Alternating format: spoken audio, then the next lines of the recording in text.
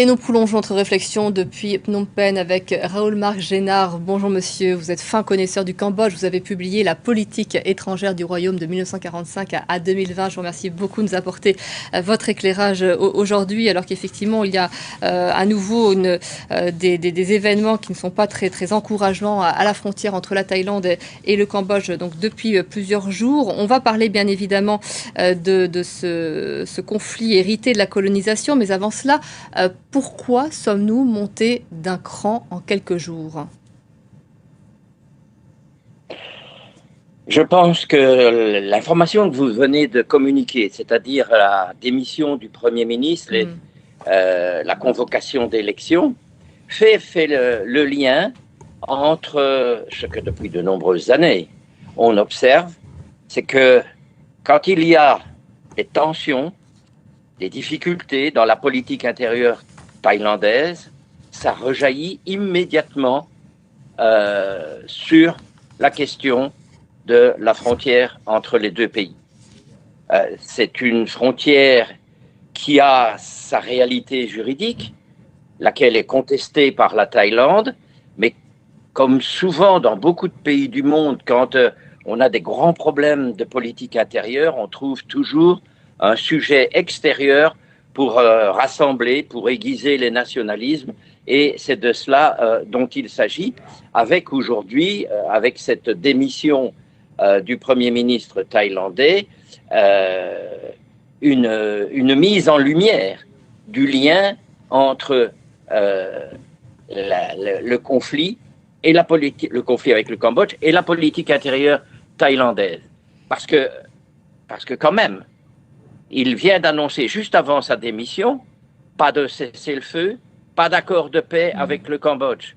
C'est-à-dire qu'il utilise déjà les termes de sa future campagne électorale. Effectivement, c'est vrai qu'on a un ton belliqueux. On peut se demander aujourd'hui jusqu'où cette escalade peut aller, parce que l'escalade militaire, on le sait, c'est quasiment un mode de communication de la part des deux pays depuis des décennies. Je ne dirais pas que c'est un mode de communication du Cambodge. C'est parce que il faut quand même réfléchir un petit peu quand on renvoie dos à dos un agresseur et un agressé. Qui sont les parties en cause? D'un côté, un pays très développé, dont la superficie et la population est considérable, qui a des moyens militaires assez importants, puisqu'il dispose des 3 armes classiques de toute armée, et de l'autre côté, un pays qui a rien de tout ça. Il y a une différence de 1 à 10, peut-on dire, entre le Cambodge et la Thaïlande. Quel serait donc l'intérêt du Cambodge de se lancer dans une aventure avec un adversaire qui est aussi puissant dans le domaine économique, dans le domaine de la population et surtout dans le domaine militaire? Il y a un vieux proverbe latin, à qui le crime profite. Eh bien, le crime profite aux nationalistes thaïlandais parce qu'il faudrait un court instant prendre un peu de distance par rapport aux événements et s'inscrire dans la longue durée.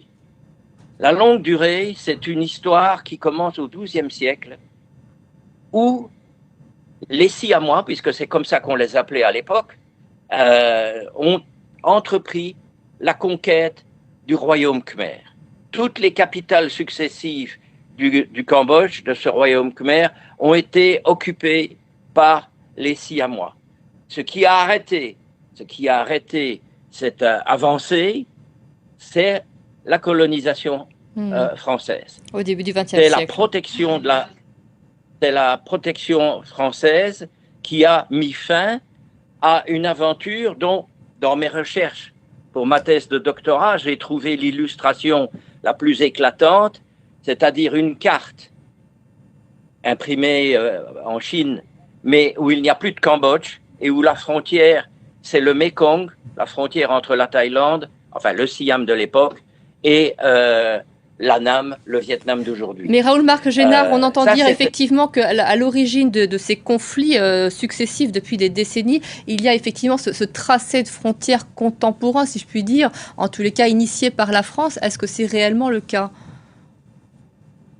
Alors, il faut préciser, en 1907, le Royaume du Siam et la République française signent un traité.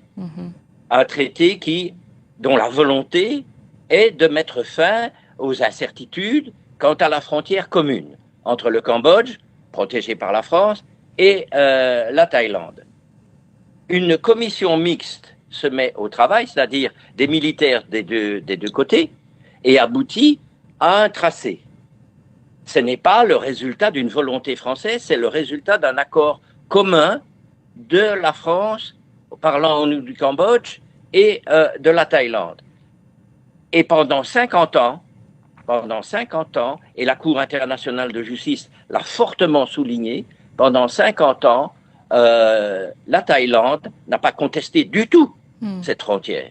Il y a même eu plusieurs traités franco-siamois et puis franco-thaïlandais qui ont confirmé le tracé issu du traité de 1907. C'est après, une fois que le Cambodge, en 1953, a retrouvé son indépendance, que la Thaïlande s'est mise à contester cette frontière. Et je veux rappeler que pendant toutes les années pendant lesquelles le prince Norodom Sihanouk était le chef de l'État du Cambodge, mais à de multiples reprises, tout tenté pour que la Thaïlande reconnaisse l'intégrité territoriale du Cambodge, ce qu'elle a refusé. C'est ce qui a déjà provoqué notamment une rupture des relations diplomatiques entre les deux pays. Ce n'est pas le Cambodge qui revendique quoi que ce soit sur le plan territorial, c'est la Thaïlande. Mais il y a notamment, on en parle beaucoup, ce temple de Prévéar qui est extrêmement mal situé sur cette frontière.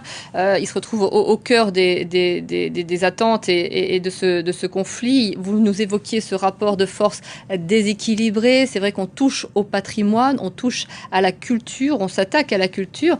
Quelle peut être du coup la réponse des Cambodgiens? Vous parliez de cette différence entre agresseurs et agressés, mais malgré tout, est-ce que la population cambodgienne est capable de riposter elle-même, de se défendre face à cette tentative d'appropriation de ce qu'elle considère être son patrimoine? C'est son patrimoine et ça a été confirmé au moins à 2 reprises par la Cour internationale de justice. Ce n'est pas contestable.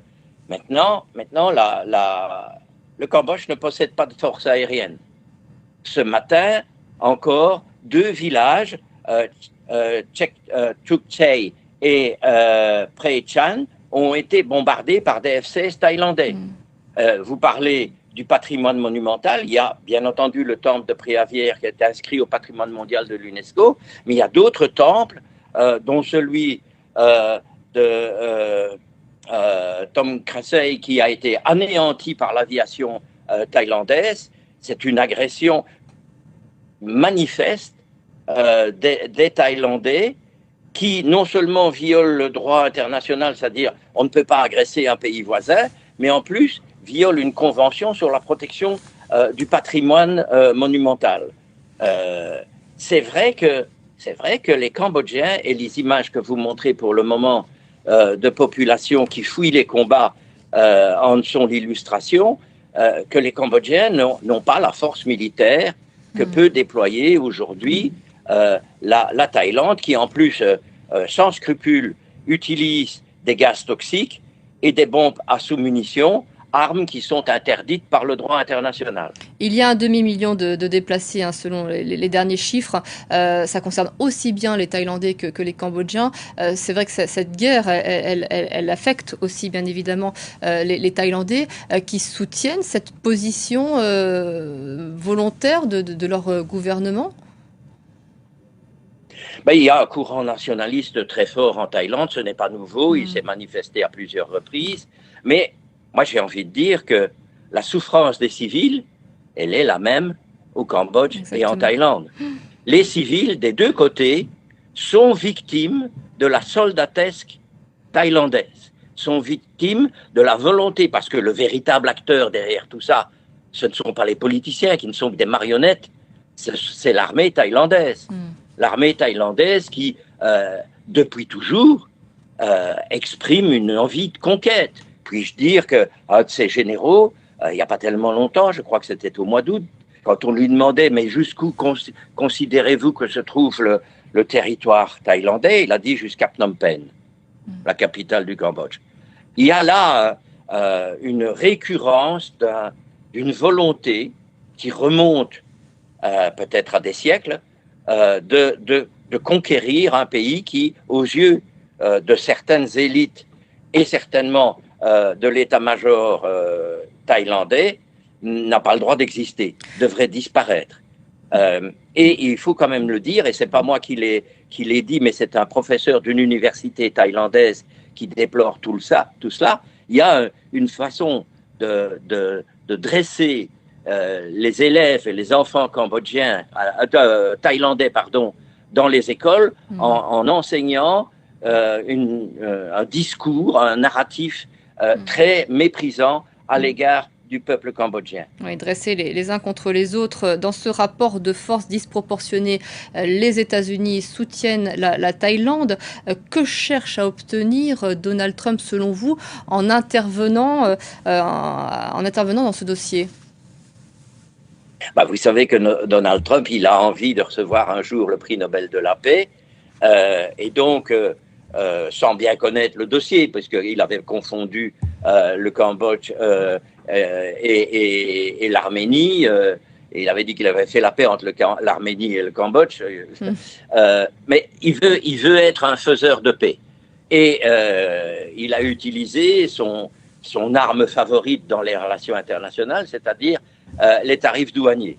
Et il a menacé, avec une certaine efficacité au début, les deux pays de 50% de taxes si on n'arrêtait pas les combats. Ça, c'était pour mettre fin aux combats qui avaient été initiés par une attaque de l'armée thaïlandaise le 28 mai et qui avait connu une grande ampleur vers la fin du mois de juillet.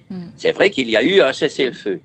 Un cessez-le-feu accepté avec beaucoup de réticence, si je m'en réfère au porte-parole de l'armée thaïlandaise, par le côté thaïlandais.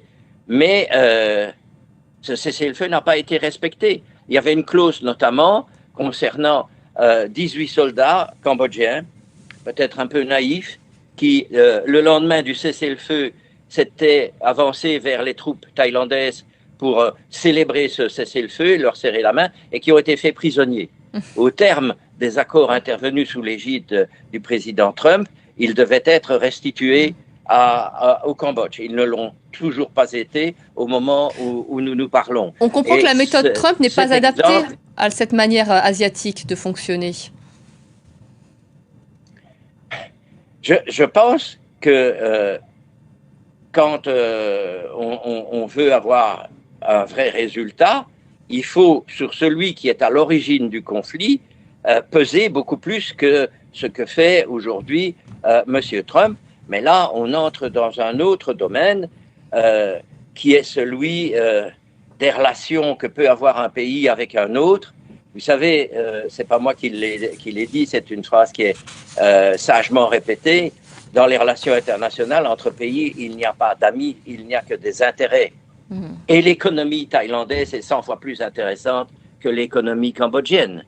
Même si l'économie cambodgienne se relève et connaît des progrès importants, elle n'est pas aussi attractive que peut l'être l'économie thaïlandaise. D'où l'attitude, si je veux prendre les pays qui se présentent comme des grands amis du Cambodge, et notamment les 5 membres permanents du Conseil de sécurité, il n'y en a aucun qui ira jusqu'à dire l'agresseur, c'est la Thaïlande. Tous disent arrêter les combats, négocier et renvoient dos à dos agresseurs et agressés. J'ai envie de dire que dans la diplomatie internationale d'aujourd'hui, il y a un maître qui fait école, c'est Ponce Pilate. L'art de se laver les mains de l'innocence, de ceux qui sont victimes. Mais on vous entendait tout à l'heure, c'est vrai que là on voit qu'il n'y a pas de volonté de trouver de solution, il n'y a pas de volonté d'agir, d'être agissant dans une médiation. Vous ne voyez quelle issue à ces violences qui ont donc pu reprendre avec intensité en début de semaine? Mais je n'ai pas de boule de cristal. J'observe que d'un côté, le droit international, les grandes règles qui prévalent, comme par exemple l'intangibilité des frontières issues de la colonisation. Ce sont des principes que la Thaïlande bafoue. Ce sont les principes sur lesquels le Cambodge s'appuie. Parce que quand on est un petit pays, si on ne peut pas s'appuyer sur le droit international, mais de quoi dispose-t-on à partir du moment où aucun de vos grands amis n'intervient de manière efficace pour vous protéger? Donc, on est dans une sorte d'impasse. Le Cambodge a eu à 2 reprises recours à la Cour internationale de justice parce que, quand il l'a fait, la Thaïlande reconnaissait la compétence de la Cour. Comme elle a perdu 2 fois devant cette Cour, eh bien, elle ne reconnaît plus la compétence de la Cour internationale de justice parce qu'elle sait très bien que, compte tenu de ce qui se trouve dans les arrêts de 1962 et de 2013, il y a grande chance que pour régler l'ensemble du conflit sur les plus de 800 kilomètres de la frontière commune, le Cambodge verra sa frontière de 1907 confirmée. Je vous remercie beaucoup, Raoul-Marc Génard, pour tous ces éléments qui viennent compléter une réflexion sur un conflit qui effectivement est très ancien, qu'il est difficile d'appréhender en tous les cas vue de France. Je vous remercie beaucoup de nous avoir apporté ces éléments précieux de compréhension. Il est 13h.